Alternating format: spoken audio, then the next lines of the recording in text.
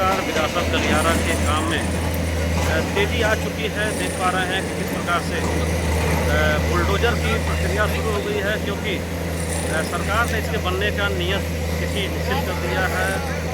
और जिस प्रकार से कार्य में विलम्ब हो रहा था, कहीं न कहीं मुआवजा मिलने के बाद कार्य को बहुत तेज़ी से चलाया जा रहा है। जो लोग मकानों को नहीं तोड़ पाए थे, उन मकानों के ध्वस्तीकरण का कार्यक्रम जेसीबी के माध्यम से किया गया है। और ठीक हमारे पीछे गोरखपुर की बड़ी मस्जिद है और लोग यहाँ तमाशाबीन बने हुए हैं, देख रहे हैं कि क्या है। और जब यह बन जाएगा तो कहीं न कहीं आने जाने का जो रास्ता है वह सुखद होगा। और ठीक हमारे पीछे इतिहास की गवाही कहता हुआ एक घंटाघर है, जिसका सुंदरीकरण किया गया है। तमाम पीडब्ल्यूडी की गाड़ियाँ इस रास्ते से चल रही हैं, मलबा उठा रही हैं, बाहर ले जा रही हैं। नाला बनने की प्रक्रिया प्रारंभ हो चुकी है और यहाँ भी नाला खोदने के लिए जो पोकलैंड मशीन है, इसको पोकलैंड कहते हैं, यह कार्यक्रम शुरू कर रही है। और ऊपर देखिए तोड़ाई का भी कार्यक्रम लगातार चल रहा है। मकानें चौड़ी हो रही हैं। तो कहीं न कहीं सीएम योगी के आने के बाद जो दोबारा आए थे, लोगों के मुआवजा की राशि मिलती जा रही है और कितनी ज़मीनें कटनी हैं इसका पीडब्ल्यूडी ने आकलन कर रखा है। ऊपर देखिए नीचे जेसीबी चल रही है और ऊपर से मकानों के कटने का क्रम स्टार्ट है। और दिन रात कहा जाए तो दिन रात ये कार्यक्रम लगातार चल रहा है। कुछ लोग यहाँ बैठे हुए हैं, मैं जानने की कोशिश करता हूँ। आप कहाँ से हैं, किस विभाग से? विभाग से हैं कि लोकल आदमी रहने वाले यहीं के हैं? यहीं के लोकल रहने वाले कहीं बाहर के हैं?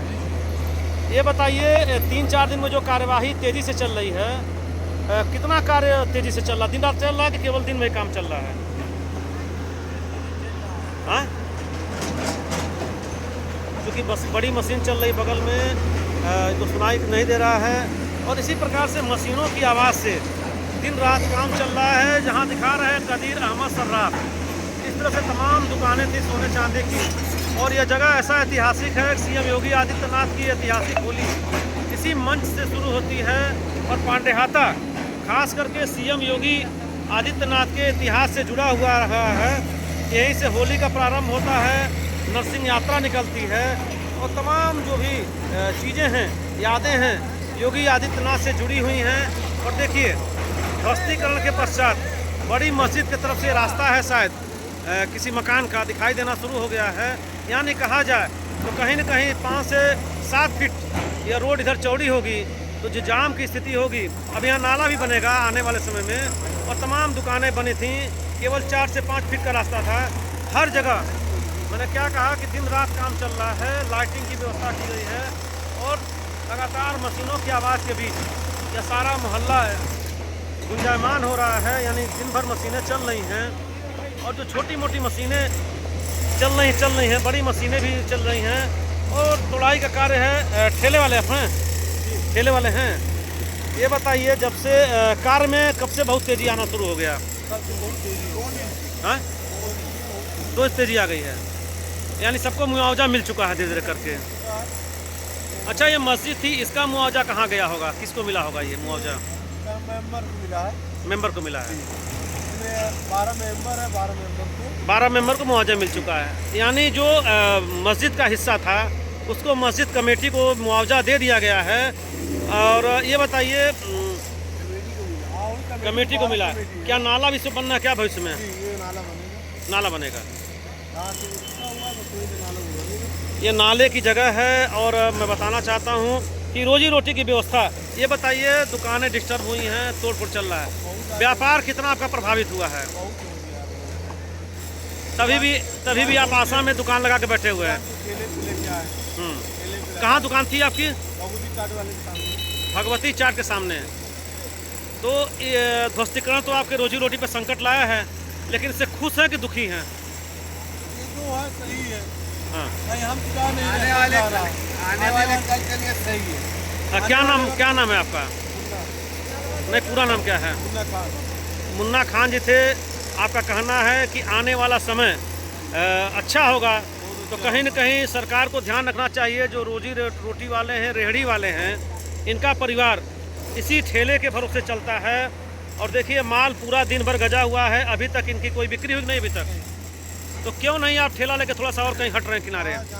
इधर जाए, हर तरफ जाएंगे। दुकान इधर ही है इनका, इधर ही लगाते हैं। कहीं जाएंगे आदमी भगाएगा कि कहाँ यहाँ खड़े हो, कहाँ जाए, यही जगह भी यही लगा है। तो सरकार का प्रयास है कि विकास बढ़े, लेकिन इस विकास के साथ साथ जो डेली कमाने खाने वाले लोग हैं उनके सामने एक समस्या है। लेकिन आने वाले समय में कहीं न कहीं इनका भी ध्यान रखेगा सरकार। ऐसी मैं आशा करता हूं सरकार से कि यहाँ ये गोरखपुर है और कुछ लोग भीड़ लगा देखे हुए हैं। बिजली काट दी गई है क्योंकि कार्य चल रहा है तेजी से, और धीरे धीरे क्योंकि एक तय सीमा है, उस तय सीमा के भीतर PWD को नाला निर्माण करना ही करना है। जो लोग सुस्त पड़े थे, दुकानें सुस्त पड़ी हैं, यानी इस सीज़न जो चल रहा है शादियों का सीज़न है, और शादियों के सामान के लिए घंटाघर, उर्दू बाज़ार और हिंदी बाज़ार बहुत ही महत्वपूर्ण है। रेती चौक भी है। तो कहीं न कहीं व्यापारियों के ऊपर एक बहुत बड़ा संकट आन खड़ा हुआ है। लेकिन अगले वर्ष जहां मैं खड़ा होकर बना रहा हूं, यह खुशियों से भर जाएगा। दुकानदार खुश रहेंगे क्योंकि बड़ी गाड़ियों के आने जाने का क्रम बनेगा। जो लोग गोल घर से ही वापस चले जाते, सामान नहीं खरीद पाते हैं, उनके लिए बहुत बड़ा यह काम होगा। धन्यवाद गोरखपुर समाचार देखने के लिए। समाजवादी पार्टी के नेताजी समाजवादी पार्टी के हैं। इस विकास के विषय में क्या कहना चाहेंगे? बात कर सकते हैं। विकास का काम जहाँ भी हो रहा है वो बढ़िया काम है।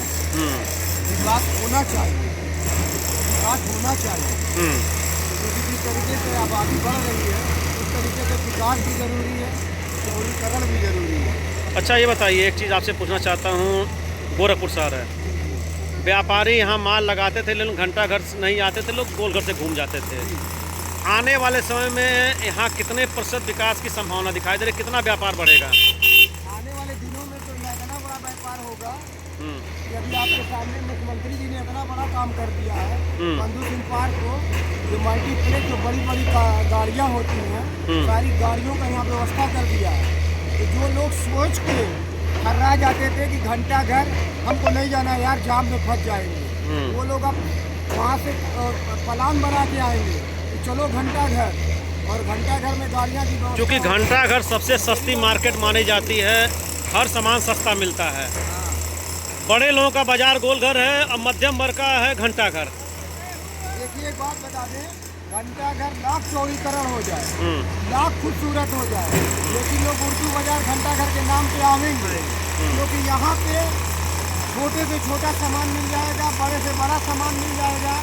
यहाँ सोना चांदी मिल जाएगा, यहाँ रेडीमेड मिल जाएगा, यहाँ मेकअप मिल जाएगा, यहाँ सस्ते से सस्ता दिखाते का सामान, पांडे हाथा सब सस्ता मिल जाएगा।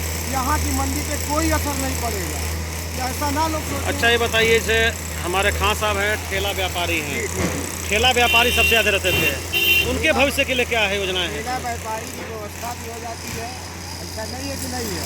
रोड चलने पे भी ठेला लग जाता था, लेकिन अब इनके लिए एक व्यवस्था स्थायी बनी हुई है, नॉर्मल। हाँ, हफ्ते में एक दिन बनी हुई है, मंगलवार मार्केट, मंगलवार दिन बनी है। लेकिन ऐसा होगा, ऐसा थोड़े होगा कि कोई दुकानदार या कोई इनको हटा देगा। ये भी अपनी जुगाड़ बनाएंगे और उनसे भी परिचय हो जाएगा, कहीं ना कहीं छोटे रोजगार भी चलेंगे। तो आने वाले समय में आप, क्या नाम है भैया? मेरा नाम नौशाद भोला है।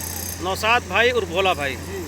नौशाद जी थे, और कहीं न कहीं जो पार्टियों में विभिन्नता दिखाई दे रही है वो यहाँ गोरखपुर में नहीं है, क्योंकि हर पार्टी और हर वर्ग के लोग कह रहे हैं कि विकास अति आवश्यक है। तो बहुत अच्छी बात है, विकास में आप सहयोग कर रहे हैं, विकास को बढ़ा रहे हैं, इसके लिए बहुत बहुत धन्यवाद गोरखपुर समाचार की तरफ से। और देख ही पा रहे हैं कि किस प्रकार से धूल ही धूल उड़ रहा है, और ऊपर देखिए रेलिंग की कटिंग चल रही है, यानी इस विकास की गंगा में हर आदमी नहाने की कोशिश कर रहा हो, चाहे वह बिल्डिंग वाला हो, बिल्डर हो, मजदूर हो या जो वर्ग हो, कहीं न कहीं एक अस्थायी रोजी रोटी मिलने का विकास चल रहा है। और आने वाले समय में आशा करता हूँ कि ठेकेदार का नाम है, ठेकेदार उनका घाटा है, जो मकान मालिक उनका फायदा है, तो पुराने ठेकेदार उनको नहीं मिल रहा है। जैसे होता क्या है कि कोर्ट में चूंकि मामला पेंडिंग है, तो कोर्ट इसका निर्णय करेगा। नहीं, हम आपको बता दें जी, जैसे मान लीजिए चौड़ीकरण और तोड़ने का पैसा आया, तो चौड़ीकरण का जो मामला हुआ, मान लीजिए सरकार को ये सोचना चाहिए कि जो छोटे मोटे दुकानदार उजड़ रहे हैं, कट रहे हैं, तो दुकानदारों का चौड़ीकरण में मामले में जो अतिक्रमण काटने का मामला था, तोड़वाने का मामला था, वो गवर्नमेंट को दुकानदार को देना चाहिए। जो किराएदार थे उनको देना चाहिए। मकान मालिक को तो स्क्वायर फीट से अच्छा पैसा विकास का मिल ही रहा है। अच्छा, विकास की बात चल रही है जहाँ हम खड़े खबर बना रहे हैं। सरकार का नियम आ गया है कि गली में जो ज़मीन लिखाएगी उसका अलग रेट रहेगा, मेन रोड पर अलग रेट रहेगा। सड़कें चौड़ी हो रही हैं, कहीं न कहीं जो मकान के मालिक हैं इनका तो विकास हुआ, इनको ज़मीन से भी फ़ायदा। अगर भविष्य में बेचते भी हैं तो यहाँ पे 40,000 रुपये स्क्वायर फीट ज़मीन गिरेगी ही।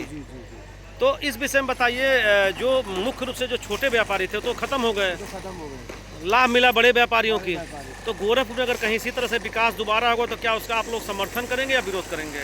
नहीं, समर्थन तो उनका करा जाएगा, लेकिन ये सोच के होना चाहिए कि जो किराएदार हैं, जो गरीब हैं, छोटे दुकानदार हैं, उनको भी गवर्नमेंट की तरफ से जैसे आपदा कोष में दिया जाता है रेट, उस टाइप की व्यवस्था अगर ये सरकार बना दे तो कहीं से कोई बात नहीं है। यानी सरकार को छोटे दुकानदारों को लेके पॉलिसी बनानी चाहिए। जी, ये पॉलिसी बना। तो सरकार से मैं भी जो बात कर रहा था कि छोटे व्यापारियों का भी ध्यान रखना चाहिए। जो बात आज हमारे भोला भाई ने कहा है इस घंटा घर पे, सरकार को ध्यान देना चाहिए कि छोटे व्यापारी जो अव्यवस्थित हुए हैं, उजड़ गए हैं या उजड़ रहे हैं, उनको भी रोजी रोटी के लिए कुछ न कुछ सरकार की तरफ से कोष देना चाहिए, आपदा राहत कोष की तरफ से। जी सर, धन्यवाद सर।